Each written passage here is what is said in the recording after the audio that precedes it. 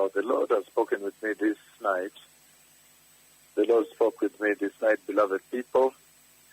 I see there is a meeting I'm going to, and then the Lord glorifies his servant.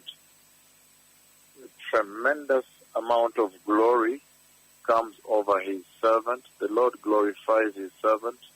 There's a meeting I'm going to, and the Lord does glorify his servant. Tremendous glory of the Lord comes like almost like what happened in Helsinki when he totally transfigured his servant, covered him with his glory, white, total glory. There is going to be big, radiant glory, and when the man of God moves, the glory beams, glows all over, and covers the entire place and room. So there is a meeting I'm going to. I do not know whether it is Sweden, because I'm headed to Sweden, the big conference in Europe in Sweden, or it is the subsequent meeting, the following meetings in Spain, maybe Australia, but there is a meeting I'm going to where the Lord will glorify his servant. And right now I'm on my way to Sweden. So maybe it is Sweden, or if not Sweden, it is Spain or Australia. But there is a meeting I'm going to where the Lord is going to glorify me totally with pure white glory. And when I walk in, the glory glows, pure white, blinding in fact, glows, it radiates and glows. So these are the times we live in, beloved people. The Messiah is coming. This is the servant about whom the Bible wrote that he would send a messenger to prepare the nations and the people for the glorious coming of the Messiah. So please turn away from all sin and wickedness. Turn away from lies. Turn away from perversion. Turn away from falsehood, corruption, sexual sin. Turn away from the false corruption, the prostitution you see in the church, promiscuity, spiritual promiscuity, where people are born again on Sunday and the other days they are walking nude, dressing of women and men. There's no care. The corruption, the preaching of this, the defiling of the grace of the Lord. Remember the book of Hebrews chapter 6, verses 4 to 6, warns on the abuse of the grace. And remember Hebrews chapter 10, verses 26 to 31, warns on the abuse of the grace you see in the church.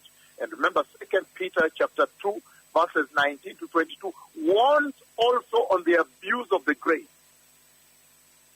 There is only one sacrifice, the blood of Jesus sacrificed on the cross at Calvary. So you cannot abuse it. That is the blood sacrifice that brings the church into salvation, deliverance, and entry into eternity in heaven. I have seen the Messiah come. The prophecies I've given have been fulfilled, including the prophecy of the Lord writing so much text across the sky for me. I say these things in the teachings of the bishop. I say them on radio also.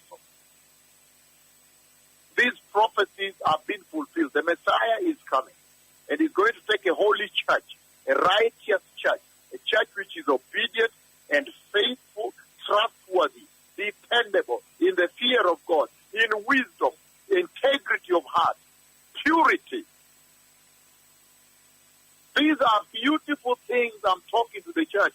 Nobody says these things. Everybody's after gain, gain, gain, gain. Money, money, money, money, money. And corruption in the church. But you have the privilege, you are being told about the virtues of heaven, virtues of eternity. How can you fail to enter as a nation, as a church, as a generation all over the world? The Messiah is coming, beloved people. Don't fool around with this voice.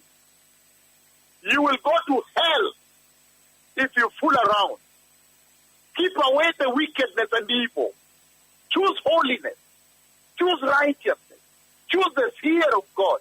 Integrity. Wisdom. Faithfulness. Obedience. Trustworthiness.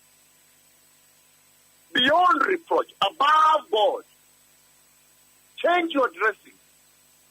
Change the way you dance in the church. Remove immorality from the church.